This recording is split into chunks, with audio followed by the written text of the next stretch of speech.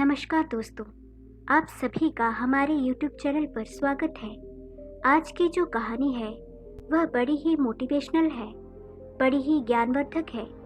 यह कहानी एक बूढ़ी चिड़िया गांव वालों को सुना रही थी, जिसमें वह कहती है कि इन 5 बातों को जो भी मनुष्य याद कर लेता है वह कभी अपने जीवन में गरीब नहीं रह सकता। कभी उस मनुष्य को धन की कमी नहीं हो सकती। यह 5 बातें आपके जीवन में बहुत काम आने वाली हैं। यह 5 बातें यदि आपने गांठ बांध ली तो आपके जीवन से गरीबी मिट जाएगी। प्रिय दोस्तों, बूढ़ी चिड़िया ने बताया, आखिर यह गरीबी रूपी अभिशाप हमें क्यों भोगना पड़ता है। तो आइए शुरू करते हैं आज की कहानी। किसी जंगल में एक बूढ़ी चिड़िया और एक तोता पेड़ में रहते थे। उन दोनों के बीच बड़ा ही प्रेम था। तोता अक्सर दुनियादारी की बातें बूढ़ी चिड़िया को सुनाया करती थी।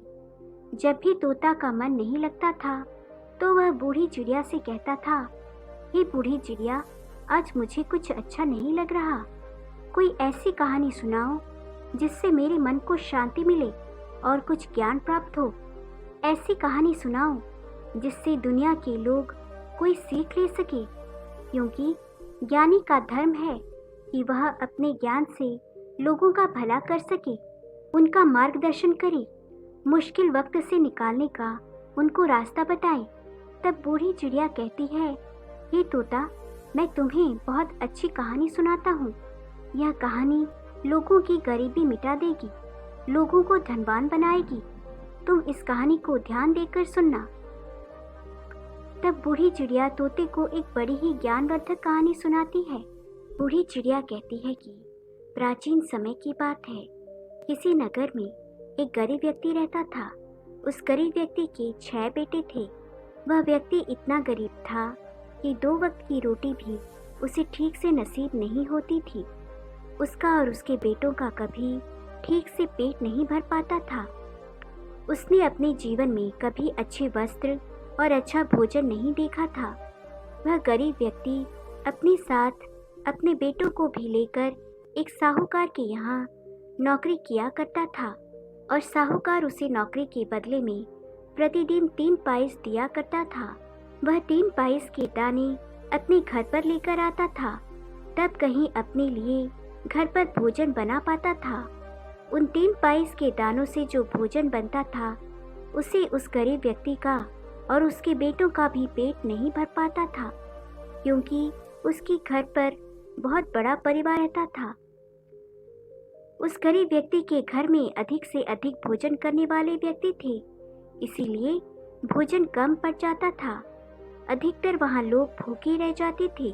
बूढ़ी चिड़िया आगे तोता से कहती है कि तोता, वह व्यक्ति पढ़ा लिखा तो नहीं था और ना ही उसने कभी अपने बेटों को पढ़ाया था, इसीलिए कहीं ढंग का काम भी नहीं मिल पाता था। पेट पालने के लिए वह और उसके बेटे साहूकार का काम करने चले जाते थे। साहूकार की मजदूरी ही उसके जीवन का साधन था। साहूकार भी बड़ा चालाक आदमी था।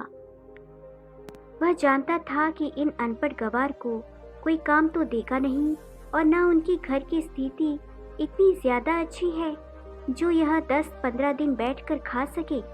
इसीलिए वह काम के बदले में केवल 3 पाइस देकर ही उन्हें बहला दिया करता था। बूढ़ी चिड़िया कहती है कि तोता, संसार में आपकी कमजोरी का फायदा उठाने वाले बहुत बैठे हैं। जैसे बिल में रहने वाले मेंढक और छोटे छोटे जीवों को सांप खा जाता था, उसी तरह विरोध न करने वाले को और कमजोर लोगों को धूर्त और चालाक लोग खा जाते हैं। साहूकार उस आदमी को डरा धमका कर रखता था, इसीलिए वह व्यक्ति डर की वजह से साहूकार के यहाँ जो काम धंधा करता था उस काम धंधे को छोड़ नहीं पाता था। दिन भर काम करने के बाद भी उनका कभी ठीक से पेट नहीं भर पाता था। एक समय की बात है, वह गरीब व्यक्ति शाम के समय अपने चूल्हे में लकड़ी जला रहा था। वह भोजन बनाने की तैयारी कर रहा था। इतने में बूढ़ी माता उसके पास आती है और आकर के बूढ़ी माता कहती है, अरे बेटा, तुम रोज इसी तरह से साहूकार के यहाँ काम करने के बाद घर आते हो और शाम को आने के बाद तुम अपने लिए भोजन बनाते हो, तब कहीं जाकर तुम खाते हो और सुबह को फिर जल्दी साहूकार के यहाँ काम पर चले जाते हो। तुम एक काम क्यों नहीं करते? तुम्हारे 6 बेटे हैं, तुम इनमें से अपने एक बड़े बेटे का विवाह क्यों नहीं कर देते? तुम्हारे घर में जब बहू आ जाएगी तो तुम्हारे लिए काफी सुविधाएं हो जाएंगी। वह आपके लिए भी भोजन बना दिया करेगी, आपके कपड़े धोकर दे दिया करेगी। काम से आने के बाद तुम्हें घर पर कोई काम नहीं करना पड़ेगा। बूढ़ी चिड़िया आगे कहती है कि तोता, ध्यान से सुनो। उस बूढ़ी माता को नहीं मालूम था कि उसके बड़े बेटे का विवाह पहले ही हो चुका है। उस गरीब आदमी ने बताया, हे बूढ़ी माता, मेरे बड़े लड़के का विवाह तो हो चुका है। उसकी बहू इस समय अपनी माँ के घर में रहती है। तब बूढ़ी माता कहती है, तो तुमने भोजन बनाने के लिए अपनी बहू को बुलाया क्यों नहीं? व्यक्ति ने जवाब दिया, बूढ़ी माता, आप तो सब कुछ देख रही हैं कि हमारे घर की हालत क्या है। ना तो बारिश से बचने के लिए सर पर छत है और ना लेटने बैठने के लिए कोई चारपाई। बहू को बुलाकर हम उसे कहाँ रखेंगी? यहाँ खुद लेटने के लिए जगह तो नहीं है और हमारे घर पर कोई अच्छी सही सलामत कपड़े भी नहीं है जिन्हें बिछाकर वह बेचारी रात बिता सके। यहाँ अपने लिए भी पेट भरने का भोजन नहीं है। बहू आ जाएगी तो उसका खर्च कैसे करेंगे? इसीलिए हम बहू को बुलाकर नहीं लाते हैं। तब वह बूढ़ी माता पूछती है, अरे बेटा, तुम्हारे लड़के की शादी हुए कितने दिन हो चुके हैं? तब वह गरीब व्यक्ति कहने लगा, अरे बूढ़ी माता, हमारे पुत्र की शादी हुए 2 साल हो चुके हैं। बूढ़ी माता ने पूछा, जब 2 साल हो चुके हैं तो क्या तब से लेकर अब तक तुम्हारी बहू तुम्हारे घर पर नहीं आई है? गरीब आदमी ने कहा, हाँ बूढ़ी माता, वह मेरे घर पर अभी नहीं आई है क्योंकि हमने उसे बुलाया ही नहीं। तब बूढ़ी माता कहती है, बेटा, तुम ऐसे कब तक परेशान रहोगी? इसीलिए अपनी बहू को अपने घर बुलवा लो। उस व्यक्ति ने जवाब दिया, बूढ़ी माता, हमें माफ़ करना, हमारे पुत्र के पास में सही सलामत कपड़े भी नहीं हैं जो उन्हें पहनकर वह अपने ससुराल जाकर बहू को बुला लाए। तब बुढ़िया ने कहा, अगर ऐसी बात है तो तुम चिंता मत करो, मेरे घर से मेरे बेटे के कपड़े ले जाओ और उन्हें पहनाकर तुम अपने बेटे को बहू को बुलवाने के लिए भेज दो। बूढ़ी चिड़िया आगे तोता से कहती है कि तोता, वह बूढ़ी माता उस गरीब व्यक्ति को अपने साथ लेकर अपने घर गई और अपने घर से अपने बेटे के कपड़े निकाल कर लाई और कहा, इन कपड़ों को तुम ले जाओ, इन कपड़ों को ले जाकर तुम अपने बेटे को पहना दो और अपने बेटे से कहना कि वह ससुराल जाकर के अपनी बहू को बुला लाए। वह गरीब व्यक्ति उन कपड़ों को लेकर जब अपने घर आता है और अपने बड़े बेटे को बुलाता है, फिर अपने बड़े बेटे से कहता है कि बेटे, इन कपड़ों को पहनकर तुम अपनी ससुराल चले जाओ और अपनी पत्नी को बुलाकर ले आओ। इधर कपड़ों को पहन कर के वह गरीब आदमी का बेटा अपनी ससुराल में पहुंचता है और उसके ससुराल वालों ने जब उसको देखा तो उसका खूब सेवा सत्कार किया, बहुत खुशामद की कि 2 दिन तक वह अपनी ससुराल में रुके। उसके बाद में अपनी पत्नी को लेकर वह अपने घर की ओर चल दिया। फिर बूढ़ी चिड़िया आगे तोता से कहती है कि तोता, जब वह अपनी बहू को लेकर के अपने गांव के नज़दीक आया तो उसने अपने गांव के पास आकर के विचार किया कि हमारे घर पर तो टूटी चारपाई पड़ी हुई है, सही सलामत हमारे घर पर व्यवस्था भी नहीं है जो अपनी बहू को ले जाकर उस पर बैठा सके। यदि इस समय हमारी पत्नी हमारे घर पर जाएगी तो हमें शर्म की वजह से अपना सिर झुकाना पड़ेगा। तब उस गरीब के बेटे ने विचार किया, चलो हम उस पड़ोस वाली बूढ़ी माता के घर पर ही पत्नी को ठहरा देते हैं। इतना विचार करने के बाद में वह गरीब व्यक्ति का बेटा अपनी पत्नी को लेकर उस बुढ़िया के घर पर जाता है और उस बुढ़िया के घर पर ही अपनी पत्नी को ठहरा देता है। उसके बाद वह लड़का अपने घर पर चला आता है। बूढ़ी चिड़िया आगे तोता से कहती है कि तोता, उस लड़की को पता नहीं था कि यह घर उसका नहीं है, बल्कि उसके पति ने उसे किसी दूसरे के घर में ठहराया है। रात भर वह पत्नी उस बूढ़ी माता के घर पर ठहरी रही। बुढ़िया का घर बहुत अच्छा बना हुआ था। पत्नी समझ रही थी कि यह उसके ही पति का घर है, लेकिन वह एक बात बार बार सोच रही थी कि उसका पति उसे इस घर में छोड़कर गया तो फिर लौटकर क्यों नहीं आया। इधर जब सवेरा होता है तो वह गरीब आदमी अपने बेटों को लेकर साहूकार के यहाँ मजदूरी करने चला जाता है। इधर उस बूढ़ी माता ने सोचा कि वह लड़का अपनी पत्नी को हमारे घर पर छोड़कर चला गया, लेकिन अभी तक उसे बुलवाने नहीं आया। बूढ़ी माता ने 2 दिन तक इंतजार किया। जब वह उसे बुलवाने नहीं आया तो बुढ़िया ने सोचा कि चलो मैं ही इस बहू को इसके घर पर पहुंचा देती हूँ। तब बुढ़िया ने उस बहू से कहा, अरे बहू, लगता है तुम्हारा पति तुम्हें बुलवाने नहीं आएगा। चलो मैं ही तुम्हें तुम्हारी ससुराल में छोड़ आती हूँ। बुढ़िया की बात सुनकर वह बहू एकदम से चौंक जाती है। वह कहती है, ससुराल? कैसा ससुराल? क्या जिस घर में मैं रह रही हूँ वह मेरा ससुराल नहीं है? तब बूढ़ी माता उसे पूरी बात समझाती है और उस बहू को लेकर के वह बुढ़िया उस आदमी के घर पर जाती है। बूढ़ी चिड़िया आगे कहती है कि तोता, उस बहू ने जब अपने घर में जाकर देखा तो घर का नज़ारा देखकर वह हैरान रह गई। घर की हालत बहुत बुरी थी। जगह जगह चूल्हे बने हुए थे। सब चूल्हे में राख भरी पड़ी थी। घर में इधर उधर भी राख बिखरी पड़ी थी। फिर उसके बाद उसने चारपाई की तरफ देखा तो चारपाई भी टूटी पड़ी थी और जो बिस्तर थे उन पर काफ़ी धूल जमी हुई थी। घर की छत आधी टूटी हुई थी। घर के अंदर की दीवारें धुएं से काली हो गई थी। पूरे बर्तन सब इधर उधर बिखरे पड़े थे। अपने ससुराल का ऐसा हाल देखकर बहू की आंखों में आंसू आ गए। वह बैठकर रोने लगी।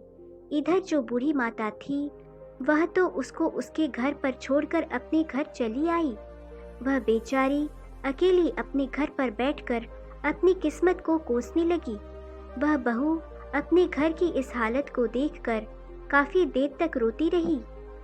उसके बाद उसने विचार किया कि अब चाहे रोऊं या हंसूं, रहना तो मुझे इसी घर में है, क्योंकि मेरा विवाह इसी घर में हुआ है। बूढ़ी चिड़िया आगे कहती है कि तोता, वह बहुत बड़ी बुद्धिमानी थी। वह मन में सोचने लगी कि अब इस तरीके से रोने से कोई काम चलने वाला नहीं है, मुझे ही कुछ करना होगा। तब उस बहू ने बड़ी बुद्धिमानी से काम लिया। उसने अपनी साड़ी अपनी कमर में बांधी और घर की हालत ठीक करने में लग गई। बूढ़ी चिड़िया कहती है कि तोता, बुद्धिमान लोग मुश्किल वक्त में भी घबराते नहीं हैं, बल्कि अपनी बुद्धि से काम लेकर स्थिति को अपने अनुकूल बना लेते हैं। वह बहू वहाँ से उठती है और जितने घर में चूल्हे बने हुए थे उन सभी चूल्हों को एक एक करके फोड़ देती है और उन चूल्हों में से एक चूल्हा छोड़ देती है और घर के सभी बिस्तरों को अच्छी तरह से साफ करती है। उनको झाड़ती है, सारे बर्तनों को धोकर एक जगह रखती है। काली काली जो दीवारें थी उनकी पुताई करके साफ सुथरा बना देती है। इसी तरह से सफाई करके उसने अपने घर की सूरत बदल दी। बूढ़ी चिड़िया तोता से कहती है, हे तोता, इसीलिए तो स्त्री को घर की लक्ष्मी कहा जाता है, गृहिणी कहा जाता है। लकड़ी ईंट पत्थरों से बना हुआ घर तब तक घर नहीं कहलाता जब तक उसमें किसी स्त्री का वास न हो। स्त्री ही घर की शोभा होती है। तब बूढ़ी चिड़िया कहती है कि हे तोता, यह कहानी मुझे बहुत अच्छी लग रही है, इसके बाद आगे क्या होता है? तब बूढ़ी चिड़िया कहती है, तोता, इधर वह बहू उस टूटे फूटे नर्क जैसे घर को साफ सुथरा बना देती है। उसे काम करते करते शाम हो जाती है और वह अपने पति के आने का इंतजार करती है। काफी अंधेरा हो गया था, लेकिन उसका पति अपने भाइयों और अपने पिता के साथ अभी तक लौटकर घर पर नहीं आया था। वह बहू बहुत घबराने लगती है। सोचती है कि मैं इस घर में अकेली हूँ। मेरे पति अभी तक नहीं आए हैं। कोई दुष्ट आदमी मेरे घर में ना घुसे, उसके मन में इस तरह की बातें चल रही थीं। तभी उसका ससुर अपने बेटों के साथ घर के अंदर आते हैं। जब वह घर में घुसते हैं तो घर के अंदर का नज़ारा देखकर दंग रह जाते हैं। उसने देखा कि घर का हुलिया तो बदल ही गया है। वह अपनी बहू से जाकर पूछते हैं कि बहू, यह तुमने क्या किया? अपने घर में इतने सारे चूल्हे थे, तुमने उन चूल्हों को क्यों फोड़ डाला? तब वह बहू कहने लगी, पिताजी मुझे माफ करना, आज से केवल इस घर में एक ही चूल्हा रहेगा और सभी के लिए मैं भोजन बनाकर दूंगी। किसी को अलग चूल्हे में आग जलाने की जरूरत नहीं है। बहू की ऐसी बातें सुनकर उसका ससुर और उसके देवर सब बड़े प्रसन्न हो जाते हैं। उसके बाद जो 3 पायस दाने साहूकार ने उसे दिए थे, वह उसने अपनी बहू को दे दिए। बहू ने उससे उनका भोजन तैयार किया और सबको भोजन कराया, लेकिन उस भोजन से उनमें से किसी का पेट ठीक से नहीं भर पाया। बूढ़ी चिड़िया आगे कहती है कि तोता, वह बहू 2 दिन तक इसी तरह से उन्हें भोजन बनाकर देती रही, लेकिन वह भोजन उनके लिए पर्याप्त नहीं हो पाया। जैसे ही तीसरा दिन हुआ, तब उसने अपने ससुर से कहा, पिताजी आप रोजाना उस साहूकार की मजदूरी करने जाते हो और वह साहूकार आपको रोज 3 पाइस के दाने देता है। उन 3 पाइस से हमारा गुजारा नहीं हो पा रहा है। आज आप साहूकार के पास जब काम करने जाओगे, तब शाम के समय में साहूकार आपको 3 पाइस जब दे देगा तो उससे कहना, साहूकार इन 3 पाइस से हमारा गुजारा नहीं चलता है, हमें कम से कम 3 गुना अनाज और दे दीजिए, नहीं तो हम कल से काम पर नहीं आएंगे।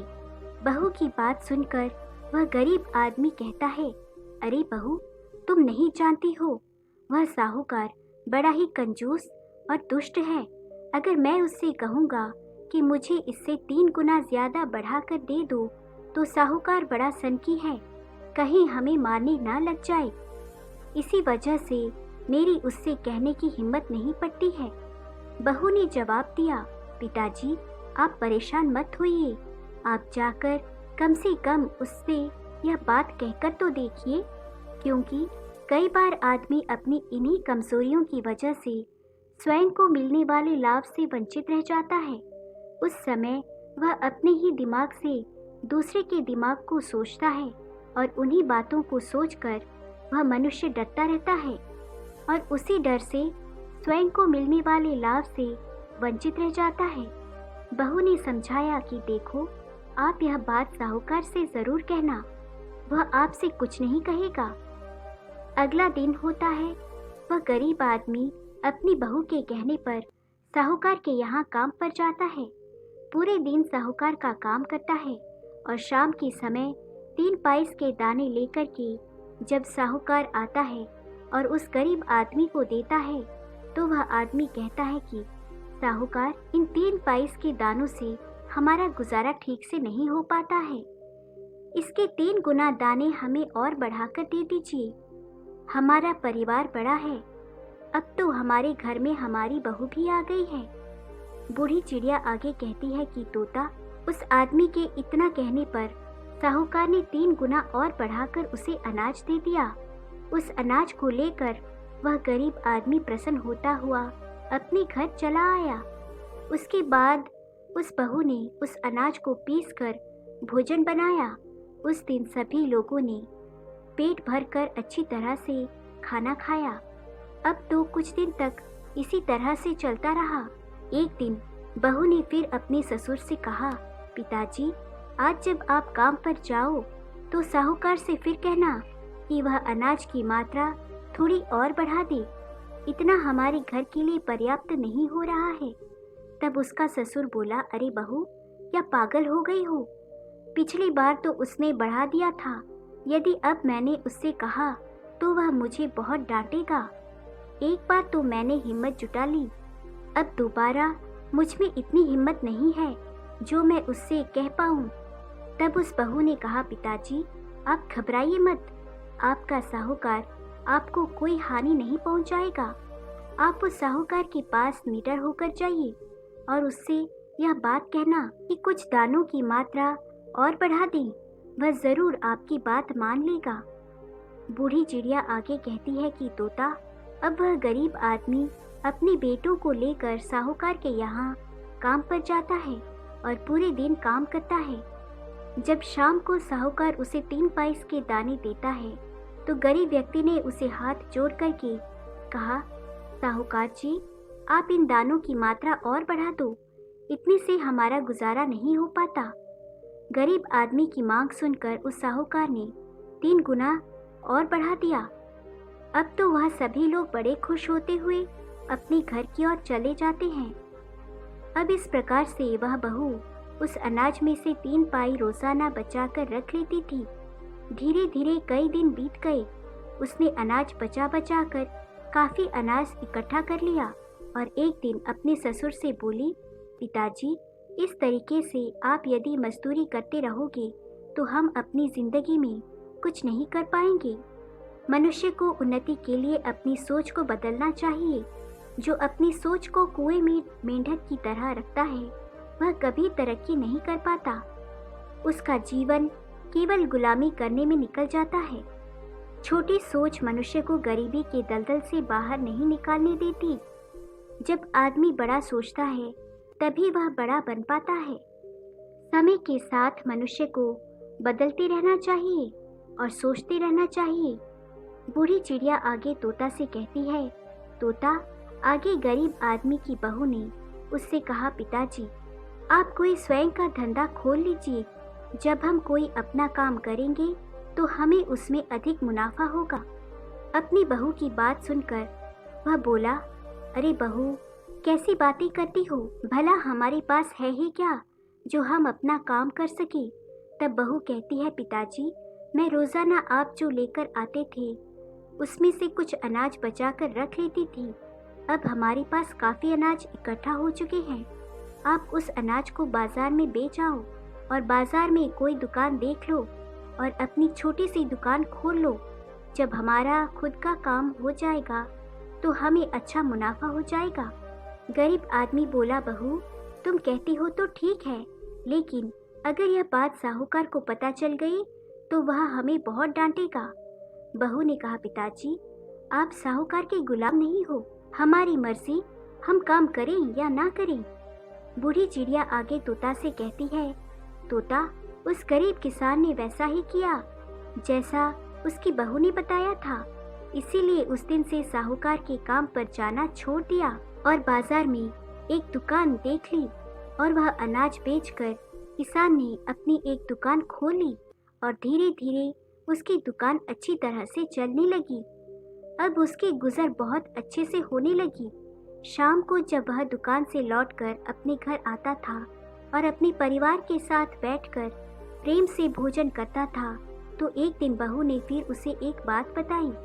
बहू बोली, पिताजी, जब भी आप घर पर आया करो तो कुछ न कुछ लेकर आया करो। अगर कुछ न मिले तो आपको रास्ते में जो कुछ मिल जाए उसे ही उठा ले आया करो। ऐसा करने से घर में धन की वृद्धि होती है और आदमी की घर जोड़ने की आदत बन जाती है। आज से घर पर जब भी आओगे तो खाली हाथ नहीं आओगे। ससुर ने जवाब दिया, ठीक है बहू, हम आज से वैसा ही करेंगे। इधर अगला दिन हुआ। वह गरीब व्यक्ति अपनी दुकान पर पहुंचा। अपने सभी बेटों के साथ पूरे दिन दुकान पर रहता है और शाम को जब घर पर आता है तो वह कुछ न कुछ लेकर आता था। चाहे रास्ते में उसे एक कागज ही पड़ा मिल जाता, वह उसे ही उठा लाता था। बहू उस चीज को ठीक से कोने में संभाल कर रख देती थी। बूढ़ी चिड़िया आगे कहती है कि हे तोता, ध्यान से सुनते रहना, आगे की कहानी बहुत अच्छी है। इसी तरह से कुछ दिनों तक ऐसा ही चलता रहा। एक दिन क्या होता है कि उसका ससुर जब दुकान से लौटकर घर की ओर चला आ रहा था तो उसे घर पर ले जाने के लिए कुछ भी नहीं मिला। तो वह आदमी सोचने लगा कि यदि मैं खाली हाथ घर पर गया तो बहू मुझसे पूछेगी तो मैं क्या कहूँगा, तब वह हम पर बहुत नाराज होगी। तब उसने देखा कि रास्ते में एक मरा हुआ सर्प पड़ा था। वह गरीब आदमी सर्प के पास में गया, सोचने लगा यह तो मरा हुआ सर्प है, क्यों न आज मैं इसको ही घर पर ले जाऊं। उसके बाद वह एक लकड़ी से उस सर्प को उठाता है और अपने घर पर ले आता है। इधर जब उसकी बहू देखती है कि उसका ससुर एक मरे हुए सर्प को घर में लाया है, तो वह कहती है, अरे पिताजी, आज आप यह क्या ले आए हो? यह तो सर्प है, यह कोई घर में लाने की चीज थोड़ी है। ससुर ने कहा, बहू, आपने ही तो कहा था कुछ न कुछ लेकर आया करो, खाली हाथ मत आया करो। आज मुझे कोई वस्तु नहीं मिली, केवल यह मरा हुआ सर्प ही मिला था, तो मैं इसे उठा लाया। इसमें मेरी क्या गलती है बहू? बहू बोली, कोई बात नहीं, इसे छत के ऊपर फेंक दो। उस बहू ने उस सर्प को अपनी छत के ऊपर फेंक दिया। बूढ़ी चिड़िया आगे तोता से कहती है कि तोता, इधर क्या हुआ कि एक दिन उसी नगर के राजा की रानी का एक कीमती हार एक चील लेकर आकाश में उड़ गया और वह चील उस हार को लेकर के उस बहू के घर के छत के ऊपर से गुजरा। चील की नज़र छत पर पड़े हुए उस मरे हुए सर्प पर पड़ी। चील जो कीमती हार लेकर आया था, वहाँ हाथ तो उसने छत पर ही छोड़ दिया और उस मरे हुए सर्प को उठाकर ले गया। इधर अगले दिन वह बहू अपने कपड़े सुखाने के लिए छत पर पहुंची तो उसकी नज़र उस हार पर पड़ती है। वह उस हार को उठा लाती है और उस कीमती हीरे के हार को देखकर बहुत ही प्रसन्न होती है और उसने वह हार अपनी संदूक में छुपाकर रख दिया। इधर पूरे नगर में यह बात फैल गई कि रानी का हार चील लेकर उड़ गया है। राजा ने पूरे नगर में घोषणा करवा दी और अपने सैनिकों को चारों दिशाओं में भेज दिया कि पता करो कि वह चील उस हार को लेकर कहाँ गया है। वह हार जिस व्यक्ति को मिल जाए वह तुरंत राज दरबार में पहुँचा दे। वह हार हमारी रानी का है, जो कोई उस हार को पहुँचाएगा उसे हम बहुत सारा इनाम देंगे। सारे शहर में लोग उस हार की तलाश में लग गए। इधर वह बात उस बहू को मालूम हुई कि रानी का हार बताने वाले को या पहुंचाने वाले को राजा साहब मुंह मांगा इनाम देंगे। लेकिन वह राजा कई दिनों तक इंतजार करता रहा कि कोई उस हीरे के हार को लेकर के आएगा, लेकिन अभी तक किसी ने हार नहीं पहुंचाया। अब तो राजा को गुस्सा आने लगा। राजा अपने सैनिकों से और मंत्रियों से कहता है, जल्दी से पूरे नगर में यह खबर फैला दो कि वह हार अभी तक कोई लेकर नहीं आया है। अगर वह हार किसी को मिल गया और अगर किसी के घर में रखा पाया गया तो राजा उसे कठोर दंड देंगे। बूढ़ी चिड़िया कहती है कि तोता, यह खबर उस गरीब व्यक्ति को जब पता चलती है तो वह अपनी बहू से कहता है, बहू, राजा का हार चोरी हो गया है। पहले तो राजा ने हार देने वाले को इनाम देने की घोषणा की थी, लेकिन अब राजा ने कहा है कि जिसके पास हार होगा उसे सजा दी जाएगी। बहू तो जानती थी कि वह हार उसी के पास है, लेकिन उसने अपने ससुर को नहीं बताया। बहू ने अपने ससुर से कहा कि पिताजी, आप एक काम करिए, एक झूठ मूठ की पत्री लेकर राजा के दरबार में ज्योतिषी बनकर जाइए और राजा के सामने पत्री खोलकर राजा से कहना कि तुम्हारा कीमती हार तुम्हारे महल के पीछे कचरे के ढेर में पड़ा है। बहू की बात सुनकर वह आदमी घबरा गया, कहने लगा, बहू, तुम पागल हो गई हो क्या? अरे मैं उस हार के बारे में जानता तक नहीं हूँ। अगर मैं राजा के सामने जाकर झूठ बोलूँगा तो राजा मुझे बहुत बड़ा दंड देगा। बहू ने जवाब दिया, पिताजी, आप घबराते क्यों हो? मैं जो कह रही हूँ आप उसे करिए।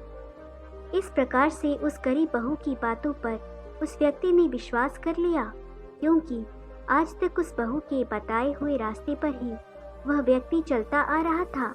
अब तो वह झूठ मूठ का ज्योतिषी बन गया और पत्र लेकर राजा के दरबार में पहुंच गया और राजा से कहा, महाराज, मैं एक बहुत ही विद्वान ज्योतिषी हूँ।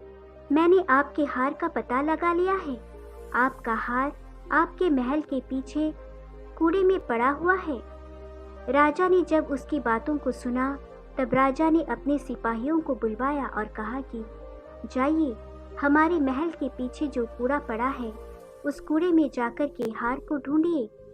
बूढ़ी चिड़िया तोता से कहती है कि तोता, राजा के सिपाहियों के पहुंचने से पहले ही वह हार उस बहू ने राजा के महल के पीछे जाकर कूड़े में फेंक दिया और हार को फेंक करके वह चुपचाप अपने घर लौट गई। इधर राजा के सिपाही जब उस हार को ढूंढने के लिए राजा के महल के पीछे गए तो उनको वह हार मिल गया।